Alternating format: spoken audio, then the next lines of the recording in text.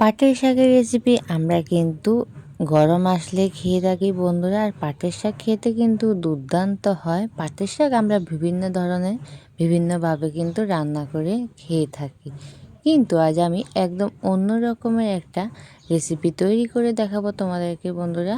আমার সাথেই থাকো। সকল বন্ধুকে অনুরোধ করব একটা লাইক দিয়ে ভিডিওটা দেখা শুরু করবে।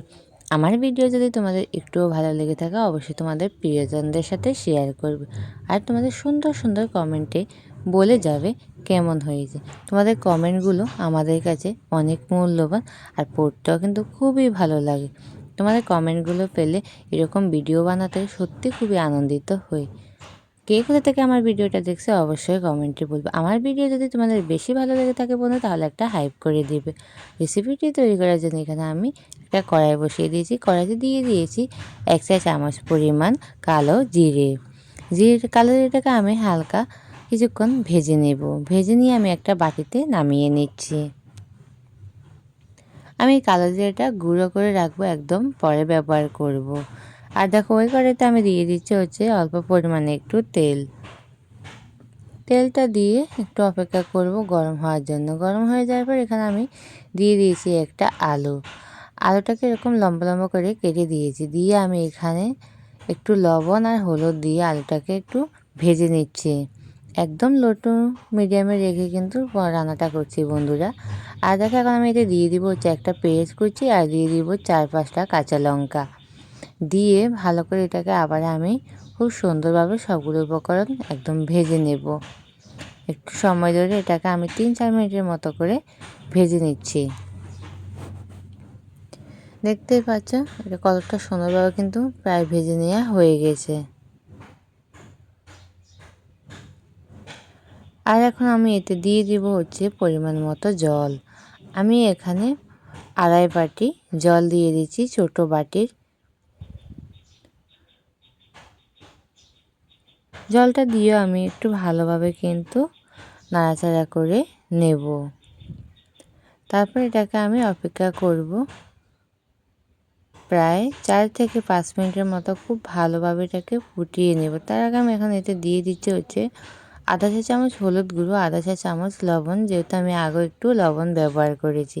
আর এখন 4-5 মিনিট পর দেখো খুব সুন্দরভাবে কিন্তু ফুটে উঠেছে। আর এখন আমি এবার যে দিয়ে দিব কেটে রাখা পাট শাকগুলো। যে পাট শাকটা আমি কেটে রেখেছিলাম ওই শাকগুলো এখন দিয়ে দিচ্ছি। দিয়ে এটাকে একটু ভালোভাবে কিন্তু নাড়াচাড়া করে নিচ্ছি। খুবই সুন্দরভাবে এটাকে দেখো মিশিয়ে নিচ্ছি। আর এটাকে প্রায় 2 মিনিট এখন হতে দেব। 2 মিনিট পর আমি পাটের শাকগুলোকে এখন নামিয়ে নেব। একটা সাইডে একটা বাটিতে রেখে দেব।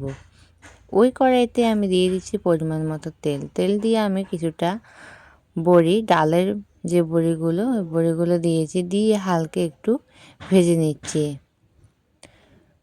বড়িগুলো হালকা একটু ভেজে নিয়ে এখন আমি এর মধ্যে দিয়ে দেবো একটা শুকনো লঙ্কা, আর দিয়ে দিব কালো জিরে আধা চা চামচ। দিয়ে এটাকে একটু ভালোভাবে আমি একটু ভেজে নিচ্ছি। দেখো ভেজে নেওয়া হয়ে গেছে। আর এখন এটা কিন্তু খুব সুন্দরভাবে হয়ে গেছে। এখন আমি এতে দিয়ে দিব পাটের শাকগুলো, যেগুলো আমি একটা বাটিতে রেখে দিয়েছিলাম। ওই শাকগুলো এখন আমি এতে দিয়ে দেব। তোমরা চাইলে কিন্তু বড়িগুলো একদম গুঁড়ো করেও দিতে পারো। আমি এরকমভাবে দিয়েছি। আমি পরে একটুখানি হালকা ভেঙে দেব। আর দেখো দিয়ে এটাকে ভালোভাবে কিন্তু নাড়াচাড়া করে নিচ্ছি। নাড়াচাড়া করে এটাকে আমি 5 মিনিটের মতো এখন অপেক্ষা করব। 5 মিনিট খুব ভালোভাবে এটাকে হতে দেব। ফিরে আসছে 5 মিনিট পর। দেখতে পাচ্ছ কতটা সুন্দরভাবে কিন্তু এটা ফুটে উঠেছে। আর এটি খেতে বন্ধুরা কিন্তু দুর্দান্ত হয়েছিল। আর বড়িগুলোকে আমি একটু হালকা ভেঙে দিচ্ছি। আর রান্নাটা কিন্তু একদম শেষে। আর এখন আমি একদম শেষে দিয়ে দিব যে কালো জিরাটা আমি আগে ভেজে গুঁড়ো করে রেখেছিলাম। ওই কালো জিরা গুঁড়োটা একদম শেষে দিবে বন্ধু, তাহলে এর মধ্যে দারুণ একটা ফ্লেভার আসে, খেতেও কিন্তু দুর্দান্ত হয়। একদম শেষে আমি কালো জিরাটা দিয়েও একটু ভালোভাবে নাড়াচাড়া করে এটাকে আবারও 3-4 মিনিটের মতো হতে দিয়েছি। আর এখন রান্নাটা কিন্তু বন্ধুরা আমার পুরোপুরি কমপ্লিট হয়ে গেছে। দেখতেই পাচ্ছ এটা কিন্তু একদম বেশি থাকবে না, এরকমভাবে কিন্তু থাকবে। আর এরকম খেতে কিন্তু দুর্দান্ত হয়। সকল বন্ধুকে অসংখ্য ধন্যবাদ এতটা সময় আমার সাথে থাকার জন্য। আবারও দেখা হবে নতুন একটা রেসিপিতে। সবাই ভালো থাকবে, সুস্থ থাকবে, সাবধানে থাকবে। সবাইকে অসংখ্য ধন্যবাদ।